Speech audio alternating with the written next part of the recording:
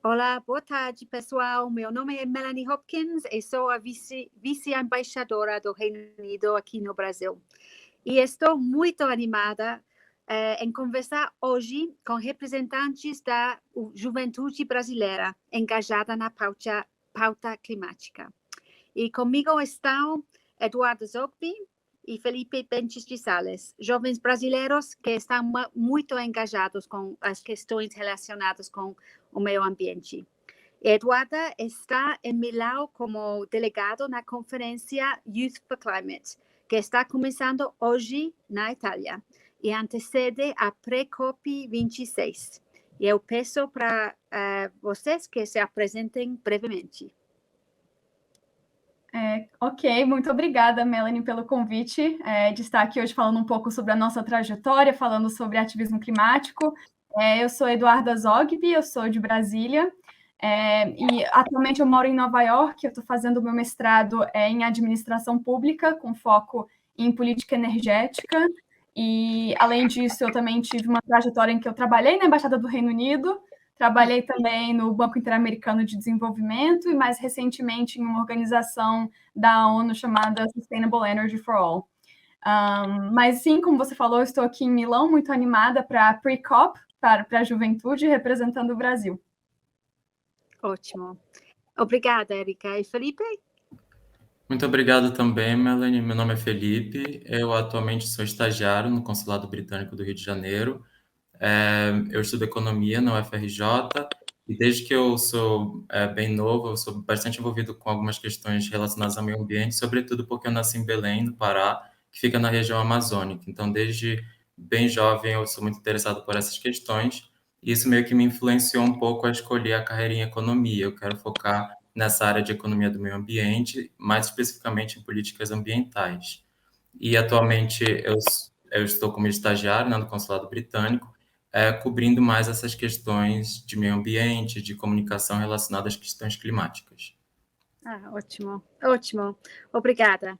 Tá muito bom ouvir sobre vocês e durante este bate-papo eu terei a oportunidade de conhecer um pouco mais sobre as suas experiências como ativas e que os motiva mais. E bom, como vocês já sabem, o Reino Unido é o anfitrião da próxima conferência do clima COP26, que acontecerá em Glasgow daqui a um mês solo. Nós estamos muito, muito ansiosos para este evento e temos trabalhado muito para engajar diversos atores pelo clima e pela agenda climática. E como em outros COPs, muitos debates importantes são introduzidos durante os preparativos da conferência, sobretudo nas pre-COPs. Dessa vez, a pre-COP está sediada pela Itália. E por isso, Erika, Eduardo está em Milão. É isso, né? Isso, correto. Como você está representando o Brasil como delegada de um dos eventos mais importantes que antecede a Pre-COP, que é a conferência Youth for Climate, a juventude pelo clima.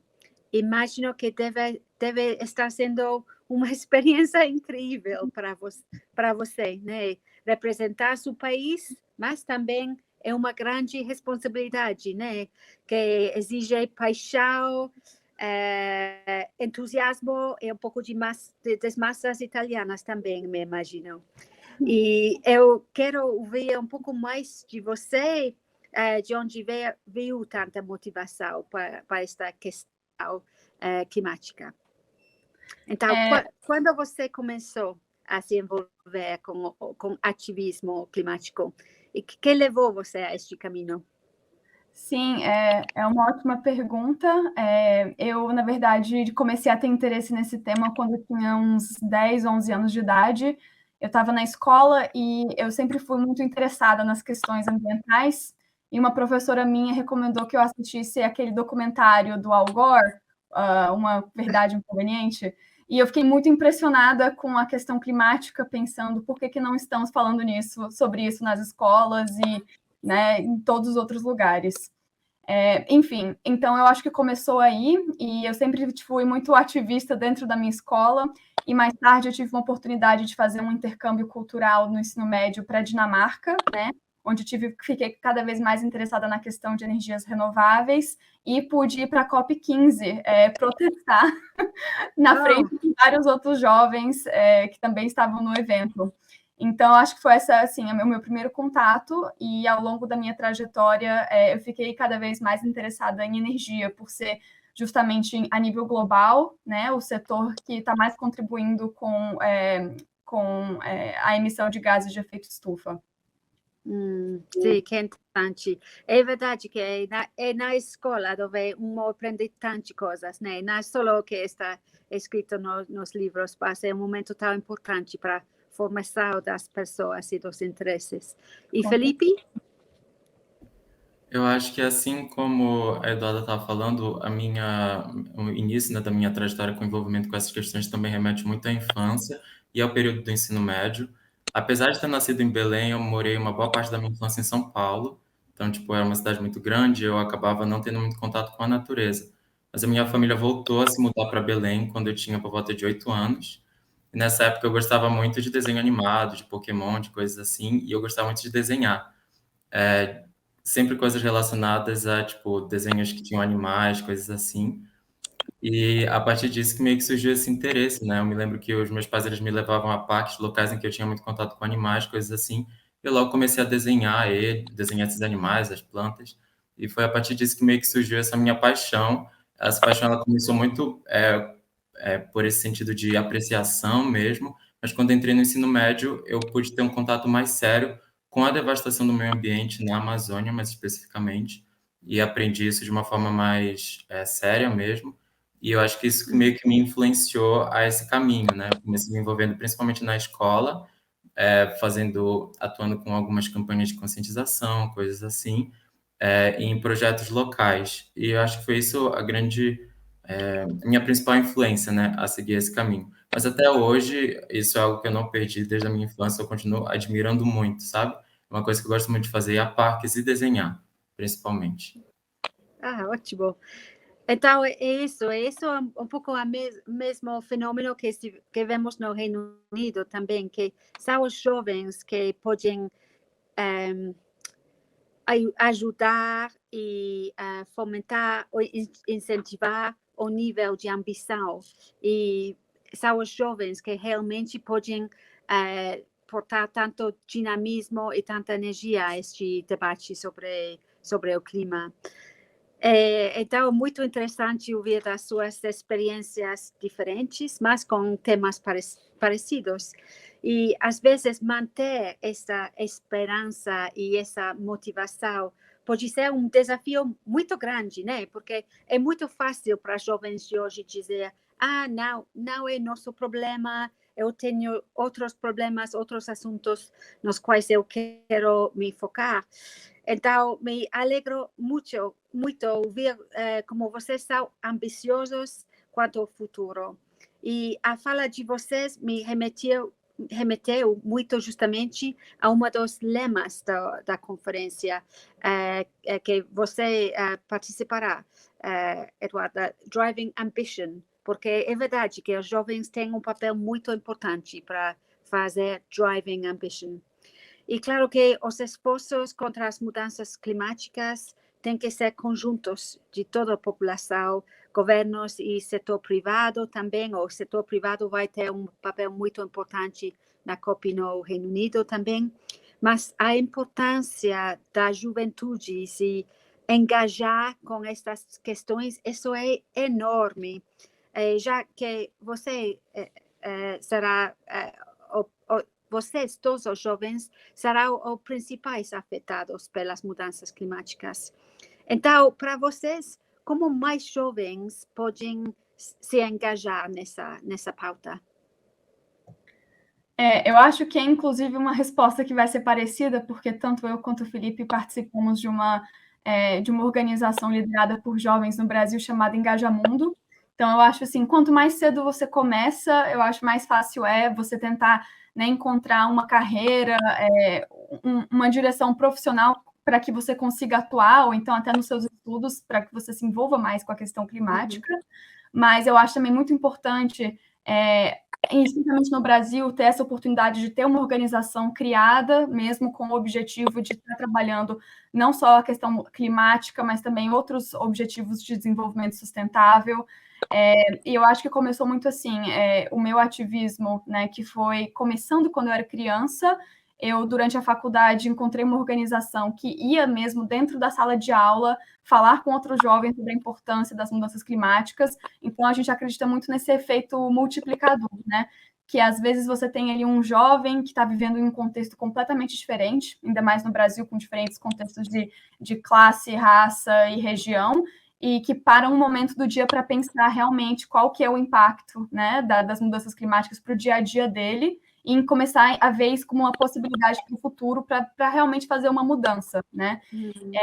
E eu acho isso, assim, que não só a nível nacional, mas hoje em dia a nível global existem várias outras organizações que atuam online. Então, hoje a pandemia mostra para a gente que a gente consegue trabalhar online. Eu sempre comento que, por exemplo, eu que gosto muito da questão de energia, tem uma organização chamada Student Energy, né, que nasceu no Canadá, mas hoje tem presença em mais de 50 países, com jovens no mundo todo se engajando pela área de energia. Tem também o SDG 7 Youth Constituency, que também trabalha muito com a questão do ODS número 7, de acesso universal à energia. Temos também, estou aqui dando vários exemplos para quem estiver escutando e for jovem e não sabe por onde começar, mas tem também, finalmente, vinculado à UNFCCC, né, que é a Convenção Quadro das Nações Unidas pelas Mudanças Climáticas, que é a YUNGO, né, que é a Youth Constituency, né? Então, durante todas as COPs, todos os anos, os jovens realmente se reúnem para propor medidas, né, que sejam claras para que estejam dentro dos acordos das negociações. E aí, antes de terminar a minha fala, isso é um processo muito interessante, porque o próprio Acordo de Paris, ele menciona a educação ambiental por conta de um esforço que foi feito por jovens do mundo inteiro para poderem defender a pauta da educação ambiental dentro das escolas. Então, para vocês verem como, assim, como a importância do engajamento dos jovens, né, no mundo todo pode trazer algo tão consolidado dentro de um acordo tão, né, importante. É muito bom, é muito inspirador ouvir essas palavras, porque, na realidade, estamos falando da ação ao nível global, até pequenas ações na aula de universidade. Então, tem espaço para o ativismo dos jovens a cada nível. Tá. E Felipe? Eu acho que, assim como a Eduarda, eu também não consigo pensar em engajamento de jovens com ativismo climático sem essa ideia de ter um senso de comunidade, sem a ideia de ter pessoas para se conectar e para construir essas pautas, essas ideias. Então, eu super concordo com ela que tanto na universidade, na escola, que são lugares em que os jovens têm acesso, sabemos que para alguns esse acesso é muito mais difícil, mas que têm acesso, essa construção de uma comunidade que esteja envolvida com essas pautas é algo muito fundamental e eu acho que é um caminho muito forte para que aconteça esse engajamento entre os jovens. E também, como ela falou, procurar organizações que estejam envolvidas especificamente com isso também é tão essencial. Eu acho que é um dos caminhos mais importantes. Ela citou o Engaja Mundo, que é tipo uma ONG que atua aqui no Brasil, e, tipo, tem um histórico muito forte de engajamento, né, com essas questões. E eu gostaria também de citar uma das organizações que eu estou começando a fazer parte agora, que inclusive tipo, surgiu, né, entre os estagiários do consulado britânico, que é o projeto Green Interns. Eu entrei há pouco tempo, mas basicamente é um projeto que visa justamente levar, né, essas pautas a todos os envolvidos na missão diplomática do Reino Unido aqui no Brasil, com diversas ações, todas relacionadas também à educação ambiental. Sim, porque também temos que pensar os escritórios e os lugares onde trabalhamos para ver também as mudanças que podemos fazer lá. Mas as vossas palavras me fazem pensar que dar a voz a jovens e na política, em locais de tomadas de decisão, é muito importante. E para a Precop e para a COP, são maneiras muito importantes de promover esse engajamento dos jovens.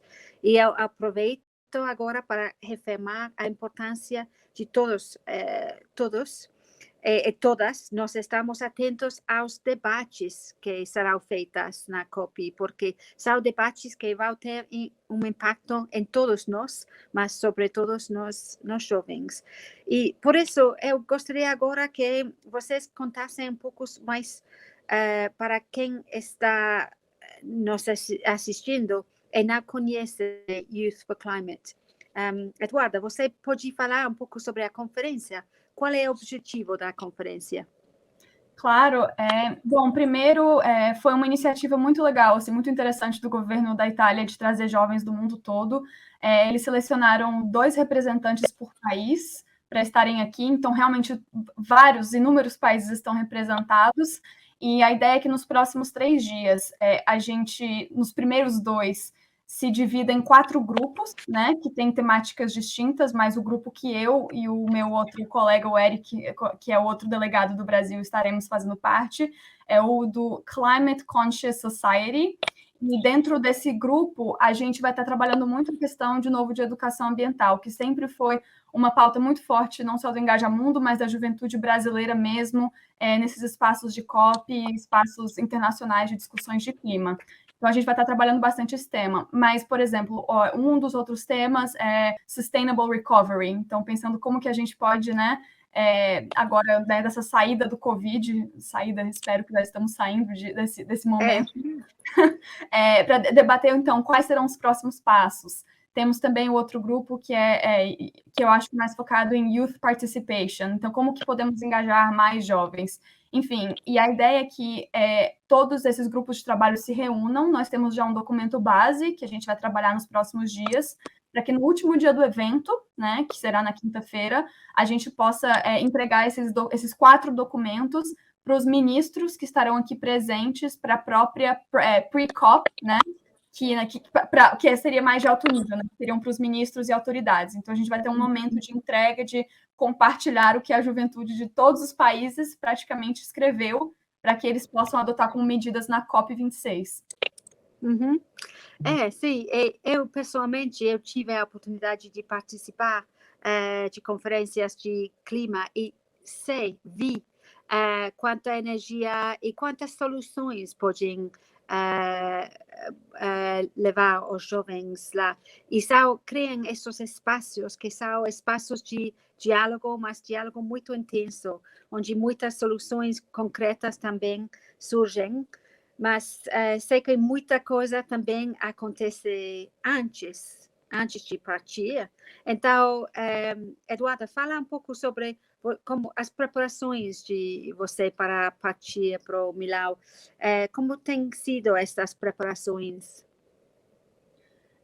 Bom, a gente tem se reunido bastante no grupo antes de chegar aqui para discutir já quais temas que a gente abordaria, e inclusive pensando em quais países que estariam à frente dos respectivos temas, mas também pensando como que a gente pode representar da melhor forma a imagem do Brasil fora, né? E também trazendo, né, os desafios que temos hoje no Brasil, que também são referentes à questão do desmatamento, a questão né, pensando numa transição energética que seja justa, pensando também em tecnologias de baixo carbono na agricultura. Então, só porque estamos participando desse único grupo de trabalho não significa que a gente não vai estar também trocando experiências com os membros dos outros grupos para que essas experiências sejam refletidas, né?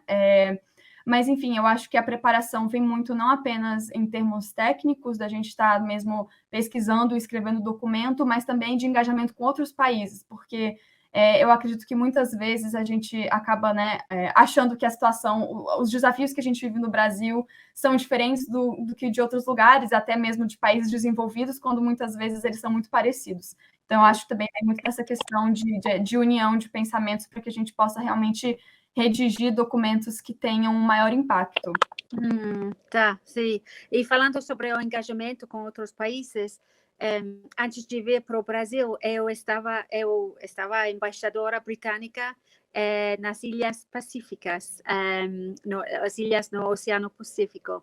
E foi uma experiência muito impactante para mim, porque a Fiji, que é um país muito pequeno, teve a oportunidade de sediar a COP23 e fez e aceitou este desafio por causa do nível de risco enfrentado pelos países lá e, sobretudo, por causa do aumento do nível dos oceanos. E provavelmente os primeiros países que vão desaparecer completamente vão ser as islas lá no Oceano Pacífico.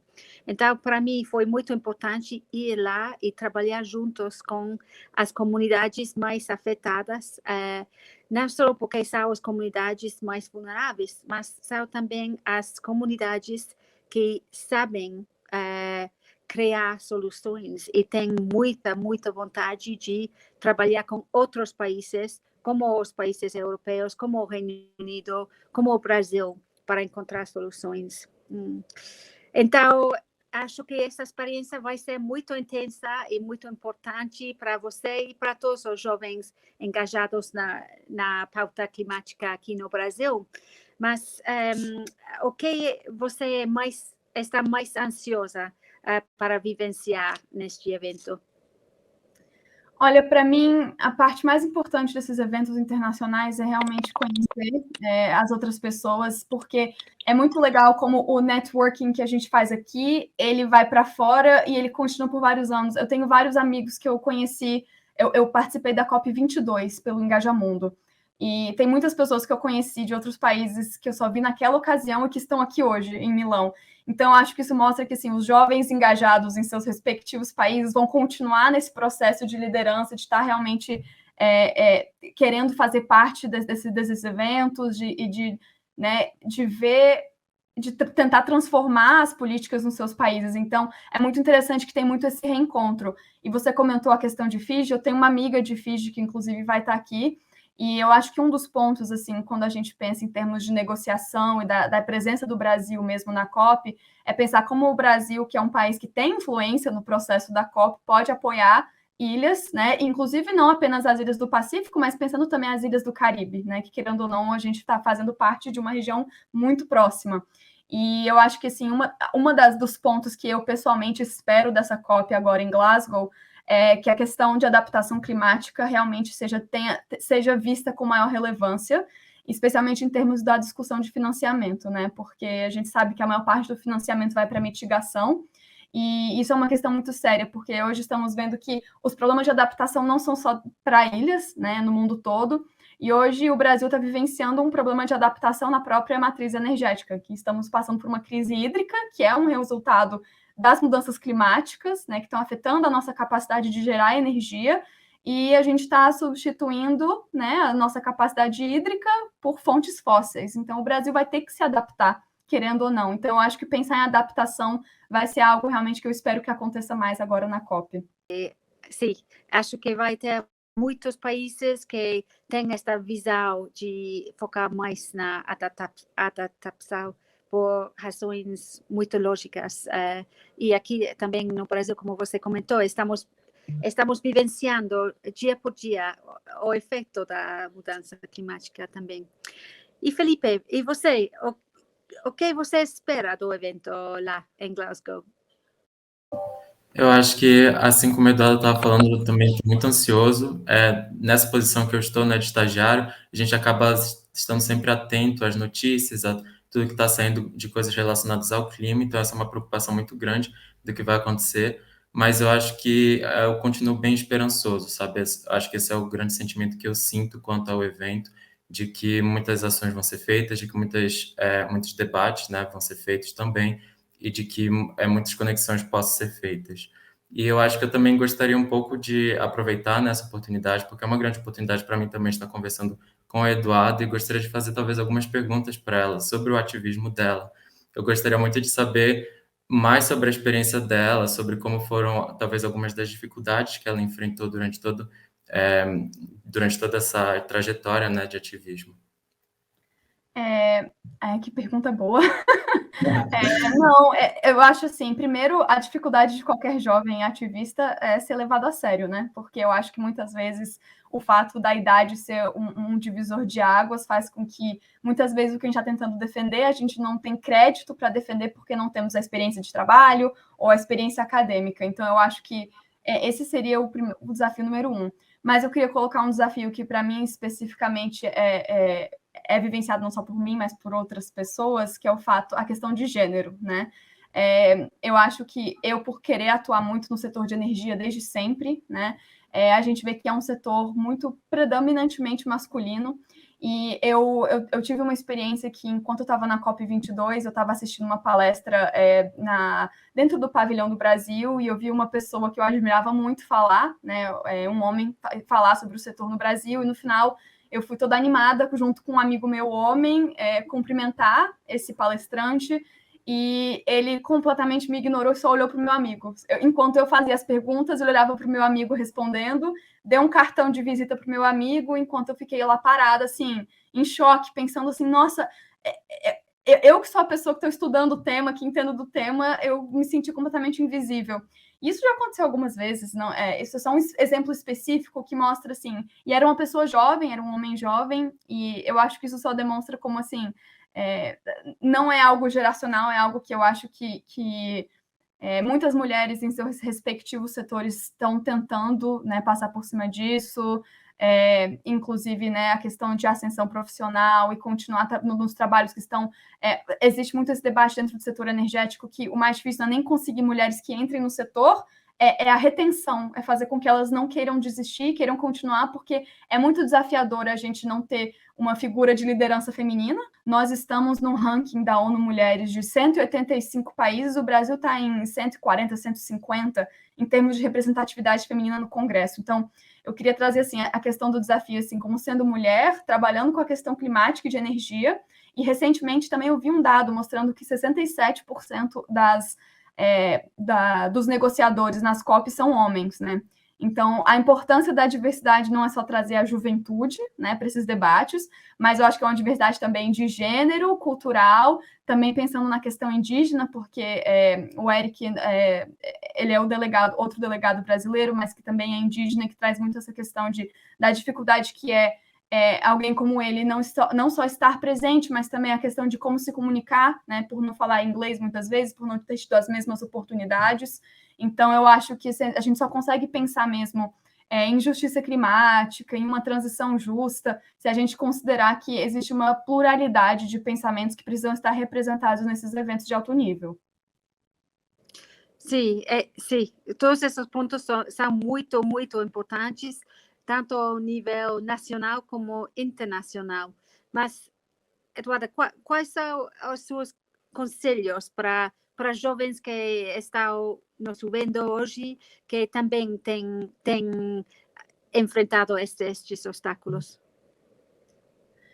Eu acho que o primeiro, assim, isso é uma coisa muito que a gente vê em todos os lugares, que parece ser um pouco clichê, mas eu acho muito importante, é a questão da mentoria, né, da gente encontrar mentores, e não mentores, assim, entrar num programa formal de mentoria e se inscrever e ter sessões mensalmente, não necessariamente tão formal, mas mentoria de você identificar pessoas, por exemplo, no caso de mulheres, né, mulheres que estão, às vezes, 10 anos à frente em termos de carreira, né, e também de idade, que possam te dar conselhos e estar em contato. Eu mesma, né, como eu comecei meu ativismo muito cedo, eu tive mentoras muito importantes, que até hoje são minhas mentoras, inclusive duas delas foram minhas chefes na embaixada, e até hoje a gente tem uma relação muito, né, assim, maravilhosa. Foram pessoas que me deram conselhos do que fazer na minha monografia na faculdade, de que carreira seguir, de como me capacitar. Então, eu acho que isso é muito importante. E eu recebo também sempre, assim, mensagens. Hoje em dia eu estou fazendo um mestrado, né, fora do país.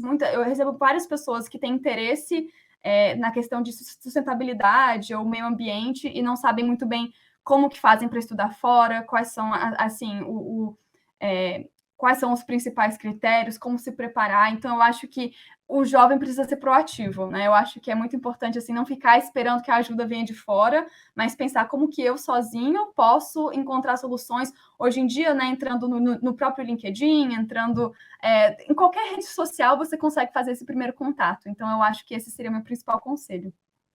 Ótimo, ótimo. Que bom terminar nosso bate-papo hoje com essas palavras tão inspiradoras e com conselhos tão concretos para os jovens, de não esperar, de tomar ação e de buscar uma rede de pessoas que podem seguir ajudando também durante a carreira. É bom demais ouvir de vocês e ouvir as expectativas de vocês e sobre as suas histórias e perspectivas também. E para mim foi um prazer imenso conhecê-los. E agradeço muito a sua disponibilidade. Já vejo que é noite lá em Milão. Espero que façam o melhor, aproveitando da estadia de você, Eduarda, em Milão. Boa conferência. E, por favor, se você quiser saber mais sobre o que está acontecendo na conferência, e o que está dizendo os jovens brasileiros que estão lá na conferência, por favor, acompanhe as redes sociais de Eduarda e Eric. Muito obrigada por estar conosco hoje. Muito obrigada. Eu que agradeço o convite. Muito, muito obrigada. Acho muito importante ter essa conversa. E obrigada, Felipe, também por ter entrado em contato. Obrigado.